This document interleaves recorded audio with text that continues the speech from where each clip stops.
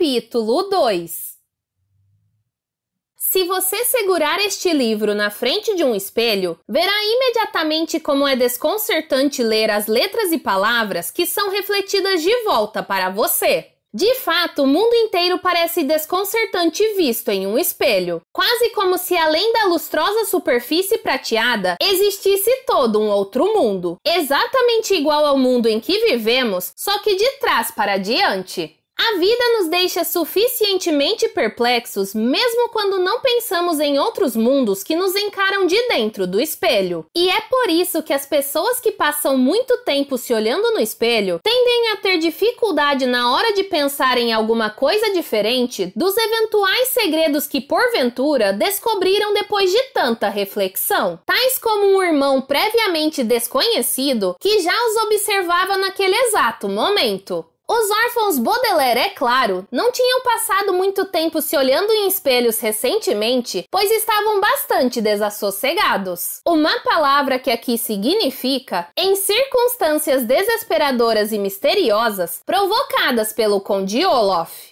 Mas mesmo se tivessem passado todos os seus momentos de vigília olhando o próprio reflexo no espelho, eles não estariam preparados para a desconcertante visão que os aguardava no final do gramado em declive. Quando Violet, Klaus e Sunny por fim alcançaram Kitty Snicket, tiveram a sensação de ter entrado no mundo existente do outro lado do espelho sem nem terem percebido a passagem. Por mais impossível que possa parecer, o gramado depositou as crianças no topo de um edifício. Não um daqueles que se erguem em direção ao céu, mas um edifício achatado no chão. Os sapatos dos Baudelaire estavam a centímetros das telhas rebrilhantes do telhado, onde se lia em uma grande placa Hotel Desenlace. Abaixo da placa mais distante dos órfãos, havia uma fileira de janelas, cujas venezianas eram todas brazonadas com o número 9. A fileira era muito longa e se estendia para a direita e para a esquerda dos Baudelaire, tão longe que não dava para ver o fim. Abaixo dessa fileira de janelas havia outra com as venezianas brazonadas com o número 8 e depois outra fileira com o 7 e assim por diante. Os números cada vez mais distantes dos Baudelaire até chegar no 0. Projetando-se de uma das janelas da fileira 0, havia um estranho funil que expelia uma névoa espessa e branca na direção dos irmãos e que encobria uma escadaria que levava a uma ampla passagem curva em arco, identificada como entrada. O edifício fora construído com bizarros tijolos tremeluzentes, e aqui e ali se viam grandes e estranhas flores e manchas escuras de musgo, tudo espalhado no chão diante das crianças. Depois de um momento, uma das venezianas se abriu, e num átimo os Baudelaire perceberam por que o Hotel Desenlace parecia tão desconcertante. Eles não estavam olhando para o edifício, e sim para o reflexo dele em uma enorme lagoa. O hotel mesmo ficava do outro lado. Normalmente é bastante simples distinguir um edifício do reflexo dele em um corpo d'água, mas o sujeito que projetou o Hotel Desenlace, quem quer que tenha sido, acrescentou diversas peculiaridades para confundir os passantes. Para começar, o prédio não se erguia verticalmente, mas se inclinava na direção do solo a um ângulo preciso para que a lagoa refletisse apenas o hotel sem nada da paisagem e do céu que o envolviam.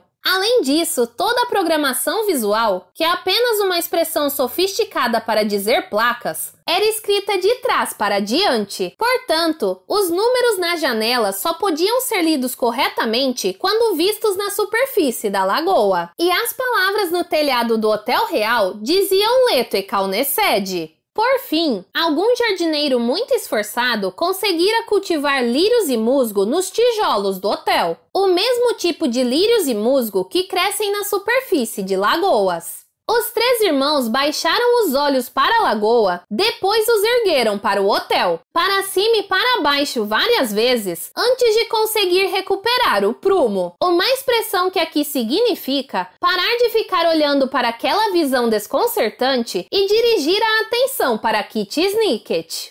"Aqui, Baudelaire!" gritou a mulher grávida. E as crianças viram que Kitty se sentara sobre um enorme cobertor estendido no gramado. Em cima do cobertor, havia pilhas de comida suficientes para alimentar um exército se naquela manhã um exército tivesse decidido invadir uma lagoa. Havia 3 pães, cada qual assado em um formato diferente, enfileirados na frente de tigelinhas de manteiga, geleia e algo que parecia ser chocolate derretido. Ao lado dos pães, havia uma enorme cesta com todo tipo de pastelaria, de bolinhos a sonhos e bombas de creme, que por sinal eram as favoritas de Klaus. Havia 2 assadeiras redondas contendo quiche, que é uma espécie de torta feita com ovos, queijo e legumes, uma grande travessa de peixe defumado e uma bandeja de madeira sobre a qual se equilibrava uma alta pirâmide de frutas. 3 jarros de vidro continham 3 tipos diferentes de suco. Havia bules de prata com chá e café. E dispostos em forma de leque, havia talheres de prata para comer aquilo tudo, além de 3 guardanapos com monogramas. Uma palavra que aqui significa trazendo bordadas as iniciais VB, KB e SB. Sentem-se, sentem-se, disse Kit mordiscando um doce coberto de açúcar de confeiteiro. Como eu disse, não temos muito tempo, mas isso não é desculpa para não comer bem. Sirvam-se do que quiserem. De onde veio toda essa comida? Perguntou Klaus.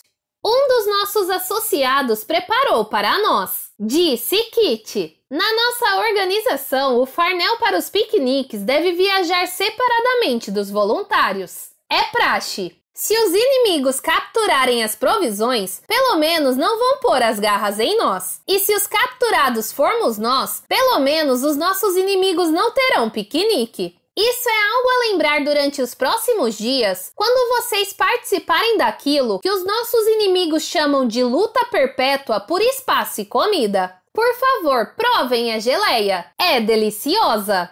Os Baudelaire sentiam-se atordoados como se a cabeça ainda estivesse girando devido ao passeio por entre os arbustos. E Violet enfiou a mão no bolso para procurar uma fita. A conversa era tão atordoante que a mais velha dos Baudelaire queria se concentrar intensamente como quando arquitetava uma invenção. Amarrar os cabelos ajudava Violet a focalizar sua mente inventiva. Mas antes que pudesse encontrar uma fita, Kit sorriu suavemente para ela e ofereceu a sua própria fita. A mulher transtornada e grávida fez um gesto para a mais velha dos Baudelaire se sentar e, com uma expressão gentil nos olhos, amarrou ela mesma os cabelos de Violet. Você se parece demais com seu pai, Kit suspirou. Ele franzia a testa do mesmo jeito quando ficava confuso, muito embora jamais tivesse amarrado o cabelo com uma fita para resolver um problema. Por favor, irmãos Baudelaire, comam o brunch. Enquanto isso, vou tentar pô-los a par dos nossos apuros atuais. Quando vocês estiverem no segundo bolinho, espero que suas perguntas já estejam respondidas. Os Baudelaire sentaram-se, estenderam o guardanapo com monograma no colo e começaram a comer, surpresos ao se dar conta de que estavam tão famintos de brunch quanto curiosos pelas informações. Violet pegou 2 fatias de pão escuro de trigo e fez um sanduíche de peixe defumado, decidindo provar a pasta de chocolate depois, se ainda houvesse espaço. Klaus serviu-se de um pouco de quiche e pegou uma bomba de creme. Sunny fuçou na bandeja de frutas até encontrar um grapefruit e começou a descascá-lo com seus dentes inusitadamente afiados. Kit sorriu para as crianças, limpou os lábios com um guardanapo bordado com o monograma KS e se pôs a falar. O edifício do outro lado da lagoa é o Hotel Desenlace, falou ela. Já se hospedaram lá? Não, disse Violet. Nossos pais nos levaram uma vez ao Hotel Prelúdio para passar o fim de semana. É verdade, disse Klaus. Eu já tinha quase esquecido. Cenouras de café da manhã, disse Sunny, lembrando-se do fim de semana com um sorriso. Bem, o Hotel Prelúdio é um lugar encantador, disse Kit, mas o Hotel Desenlace é mais do que isso. Há anos, os nossos voluntários se reúnem nele para trocar informações, discutir planos para derrotar os inimigos e devolver os livros que pedimos emprestados uns aos outros. Antes da cisão, havia incontáveis locais que serviam a esses propósitos. livrarias e bancos, restaurantes e papelarias, cafés e lavanderias, antros de ópio e cúpulas geodésicas. Pessoas de nobreza e integridade podiam se reunir praticamente em qualquer lugar. Devem ter sido tempos maravilhosos, disse Violet. É o que me disseram, disse Kitty. Eu tinha 4 anos de idade quando tudo mudou. Nossa organização se despedaçou e foi como se o mundo também tivesse se despedaçado. E nossos locais seguros foram destruídos um por um. Havia um laboratório científico, mas o voluntário que era dono do lugar foi assassinado. Havia uma caverna enorme, mas uma traiçoeira equipe de corretores de imóveis a reclamou para si. E havia uma imensa sede de operações no alto das montanhas de Mão Morta, mas ela foi destruída, disse Klaus mansamente. Estivemos lá pouco tempo depois do incêndio. É claro que estiveram, disse Kitty. Eu tinha esquecido. Bem, a sede de operações era o penúltimo lugar seguro. Penu quê? Perguntou Sunny. Penúltimo significa antes do último, explicou Kitty. Quando a sede de operações nas montanhas foi destruída, só restou o Hotel Desenlace. Em todos os outros lugares na Terra, a nobreza e a integridade estão desaparecendo depressa. Ela suspirou e fixou o olhar na superfície calma e plana da lagoa. Se não tomarmos cuidado, vão desaparecer completamente. Dá para imaginar um mundo em que prevalecem a perversidade e as falcatruas desenfreadas? Sim, disse Violet baixinho, e seus irmãos concordaram com um sinal de cabeça. Eles sabiam que a palavra desenfreadas significava sem ninguém que as detenha, e podiam imaginar um mundo assim com grande facilidade porque estavam vivendo em um. Desde o primeiro encontro com o Conde Olaf, a perversidade e as falcatruas do vilão prevaleceram desenfreadas sobre a vida dos Baudelaire, e tinha sido muito difícil para as crianças evitar que elas próprias se tornassem vilãs. De fato, quando consideravam todos os seus atos recentes, tinham dúvidas de não terem perpetrado uns poucos atos de vilania, mesmo tendo razões muito boas para fazer isso. Quando estávamos nas montanhas, disse Klaus, encontramos uma mensagem que um dos voluntários havia escrito. Dizia que CSC estaria se reunindo no Hotel Desenlace na quinta-feira. Kitty aqueceu e estendeu a mão para se servir de um pouco mais de café. A mensagem era dirigida a JS? Ela perguntou. Sim, disse Violet. Presumimos que as iniciais eram de Jack Snicket. Irmão? Perguntou Sunny. Kitty baixou o olhar para o seu doce com uma expressão de tristeza. Sim, Jack era meu irmão. Por causa da cisão, fiquei sem ver nenhum dos meus irmãos por anos, e só recentemente tomei conhecimento do assassinato dele. Conhecemos Jack muito por alto, disse Violet, referindo-se ao período em que os Baudelaire ficaram sob a tutela de uma cidade inteira. Você deve ter ficado chocada com a notícia. Triste, disse Kitty, mas não chocada. Foram tantas as pessoas boas aniquiladas pelos nossos inimigos. Ela estendeu as mãos por cima do cobertor e acariciou as mãos dos Baudelaire. Primeiro as de um, depois as do outro e por fim as do terceiro. Eu sei que não preciso contar a vocês como é horrível a sensação de perder um membro da família. Tão horrível que jurei nunca mais sair da cama. O que aconteceu? Disse Klaus. Kitty sorriu. Fiquei com fome, disse ela. E quando abri a geladeira, encontrei outra mensagem esperando por mim. Coloque o secreto criostático, disse Violet. O mesmo código da mensagem que encontramos nas montanhas. Sim, disse Kitty. Vocês 3 foram localizados por outro voluntário. Sabíamos, é claro, que vocês crianças não tiveram nada a ver com a morte do meu irmão, mesmo tendo lido que aquela repórter ridícula escreveu no Pundonor Diário. Os Baudelaire se entreolharam. Tinham quase esquecido de Geraldine Julien, a jornalista que lhes causara tantas atribulações. Uma frase que aqui significa que publicara no jornal que os órfãos Baudelaire haviam assassinado Jack Snicket, que ela equivocadamente identificou como o Conde Olaf. Os irmãos precisaram se disfarçar diversas vezes para não ser capturados pelas autoridades. Quem os localizou? Perguntou Klaus. Quigley Quagmire, é claro, disse ela. Ele encontrou vocês nas montanhas de Mão Morta e então me contatou quando vocês foram separados dele. Encontrei-me com Quigley em um entreposto abandonado de roupões de banho, onde nos disfarçamos de manequins enquanto pensávamos no que fazer a seguir. Por fim, conseguimos enviar uma mensagem pelo correio subreptício cooperativo para o submarino do Capitão Andarré. Queequeg, disse Sunny designando o veículo subaquático, onde recentemente havia passado alguns dias tenebrosos com os irmãos. Nosso plano era encontrar vocês na Praia de Sal, disse Kit, e prosseguir até o Hotel Desenlace para o encontro de CSC. Mas onde está Quigley? Perguntou Violet. Kit suspirou e tomou um gole de café. Ele estava muito ansioso por vê-los, disse ela, mas recebeu notícias dos irmãos dele. Duncan e Isadora! Exclamou Klaus. Não os vemos há um bocado de tempo. Eles estão em segurança? Espero que sim, respondeu Kit.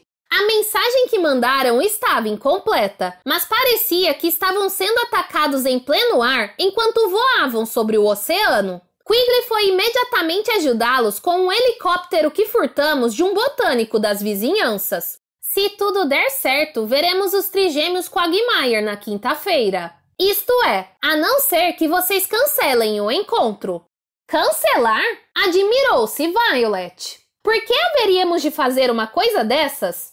O lugar seguro pode ser inseguro, afinal, disse Kit tristemente. Se for esse o caso, vocês, irmãos Baudelaire, precisarão enviar a CSC um sinal de que o encontro de quinta-feira está cancelado.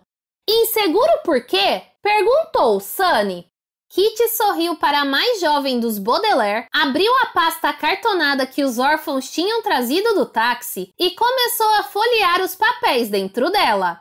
Desculpem por isto estar tão desorganizado, disse ela. Não tive tempo de atualizar o meu livro de lugar comum. Meu irmão costumava dizer que se ao menos uma pessoa tivesse um pouco mais de tempo para algumas leituras importantes, todos os segredos do mundo se esclareceriam. Eu mal pude olhar para estes mapas, poemas e planos de ação que Charles me mandou. Nem pude escolher o papel de parede para o quarto do bebê. Aguardem um momento, irmãos Baudelaire. Eu vou encontrar.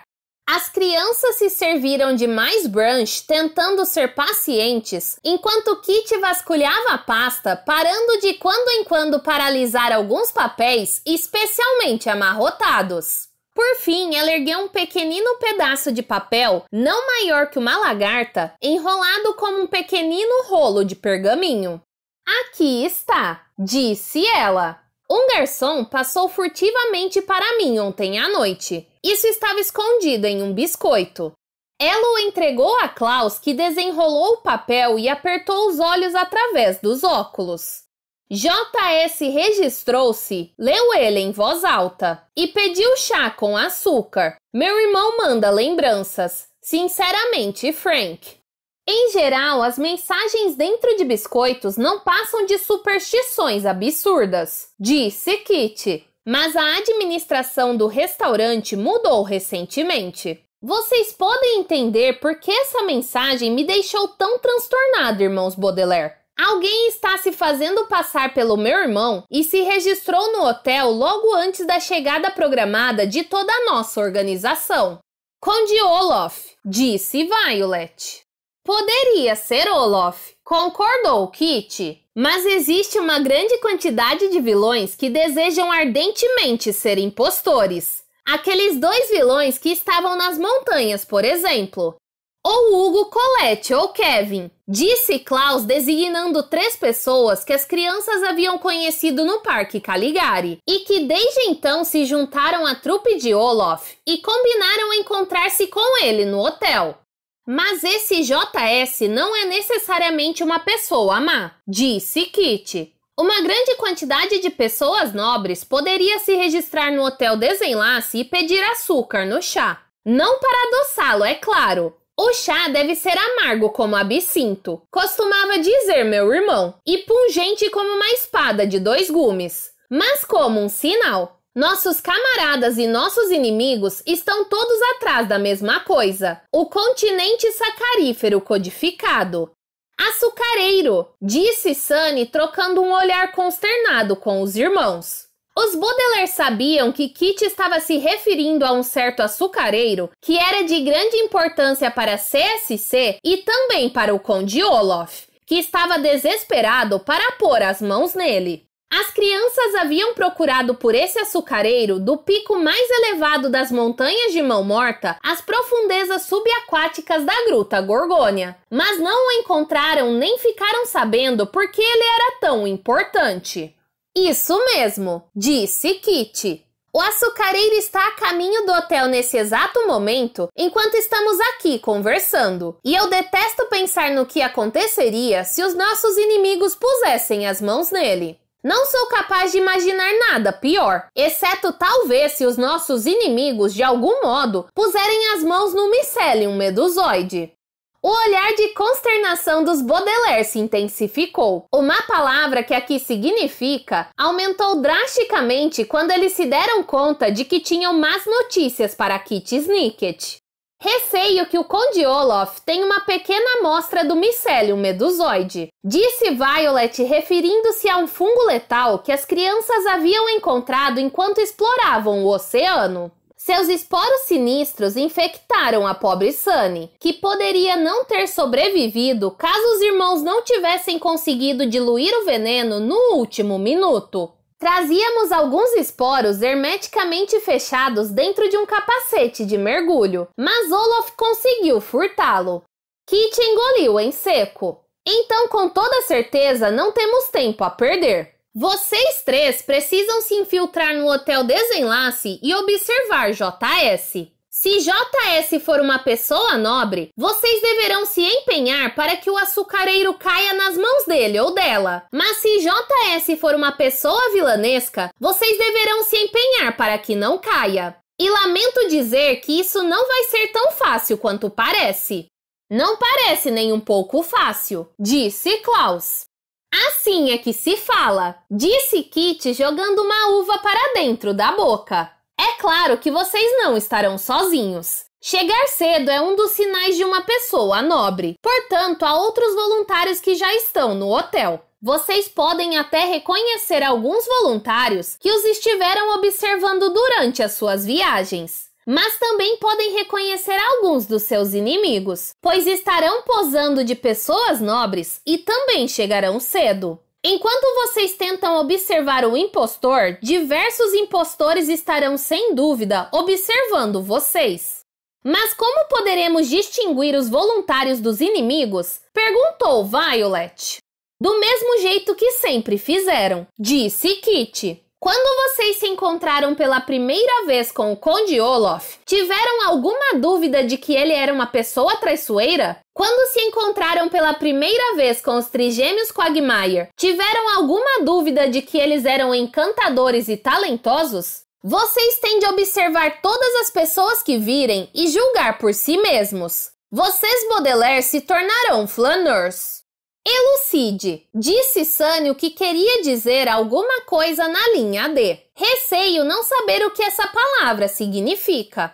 Flaneurs, explicou Kit, são pessoas que observam discretamente os arredores, intrometendo-se só quando é absolutamente necessário. As crianças são excelentes flaneurs, pois pouca gente presta atenção nelas. Vocês serão capazes de passar despercebidos no hotel. Nós não podemos passar despercebidos, disse Klaus. O Pundonor Diário publicou as nossas fotografias. Alguém certamente vai nos reconhecer e comunicar a nossa presença às autoridades. Meu irmão está certo, disse Violet. 3 crianças não podem simplesmente ficar perambulando por um hotel observando as coisas. Kit sorriu e ergueu um canto do cobertor do piquenique. Embaixo havia 3 pacotes embrulhados em papel. O homem que me enviou a mensagem sobre o impostor, disse ela, é um membro de CSC. Ele sugeriu empregar vocês 3 como concierges. Seus uniformes estão nestes pacotes. Elucide novamente, disse Sunny. Klaus pegara o seu livro de lugar comum e estava tomando nota do que Kitty dizia. A oportunidade de definir uma palavra, no entanto, foi suficiente para interromper o seu afazer. Concierge, disse ele à irmã, é alguém que desempenha diversas tarefas para os hóspedes de um hotel. É o disfarce perfeito, disse Kitty. Vocês irão executar os mais diversos serviços, de buscar pacotes a recomendar restaurantes. Terão permissão para entrar em todos os cantos do hotel, do salão de bronzeamento da cobertura à lavanderia no subsolo, e ninguém suspeitará que vocês estão lá para espionar. Frank os ajudará tanto quanto puder, mas tenham muito cuidado. A cisão transformou muitos irmãos em inimigos. Em nenhuma circunstância vocês devem revelar a Ernest, o traiçoeiro gêmeo idêntico de Frank, quem verdadeiramente são. Idêntico? Repetiu Violet. Se eles são idênticos, como vamos distinguir um do outro?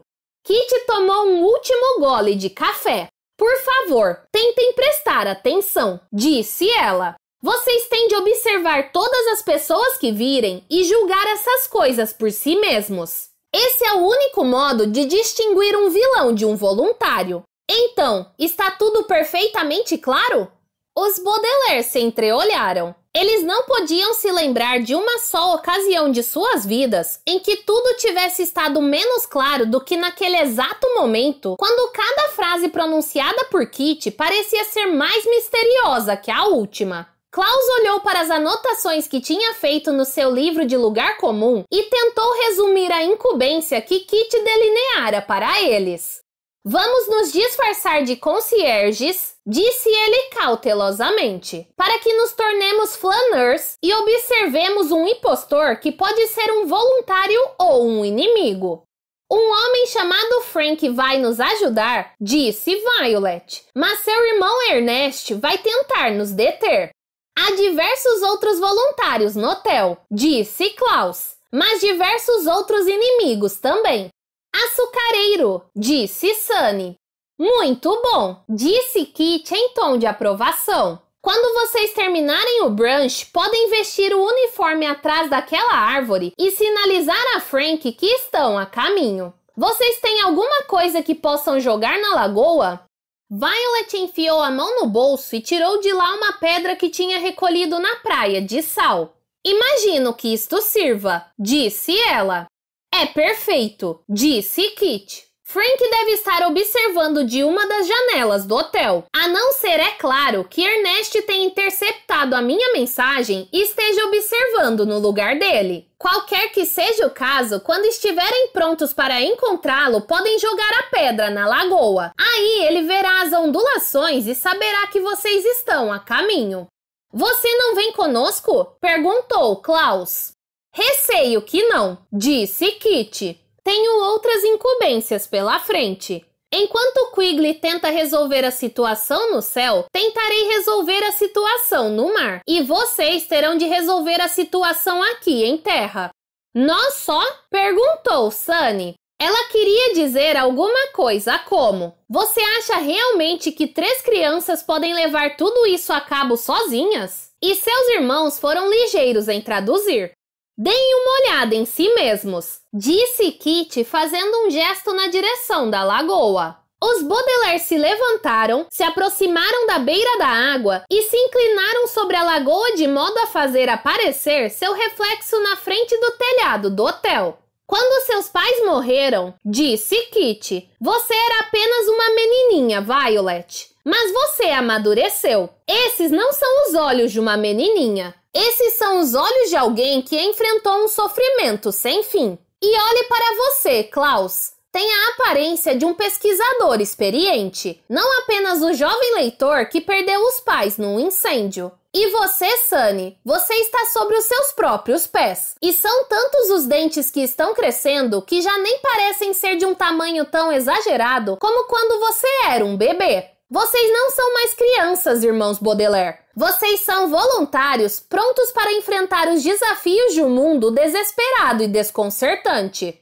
Vocês precisam ir ao Hotel Desenlace. E Quigley precisa ir à casa móvel autossustentável, a Ar Quente. E eu preciso ir a uma formação de corais de qualidade dúbia, onde um bote inflável deverá estar me aguardando. Mas se Quigley conseguir construir uma rede grande o bastante para capturar todas aquelas águias, e eu conseguir contatar o Capitão Andarré e fazer com que venha se encontrar comigo em um certo aglomerado de algas, estaremos aqui na quinta-feira. Hector deve conseguir pousar a sua casa móvel autossustentável a ar quente no telhado, mesmo que estejamos todos a bordo.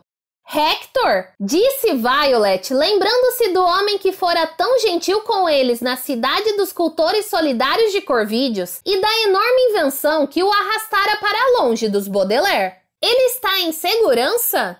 Espero que sim, disse Kitty suavemente e levantou-se. Ela desviou o rosto dos Baudelaire e sua voz soou trêmula ao falar. Não se preocupem com as sobras do brunch, irmãos Baudelaire. Um dos meus camaradas se ofereceu para recolher tudo depois do nosso piquenique. Ele é um cavalheiro magnífico. Vocês vão conhecê-lo na quinta-feira se tudo der certo. Se tudo der certo.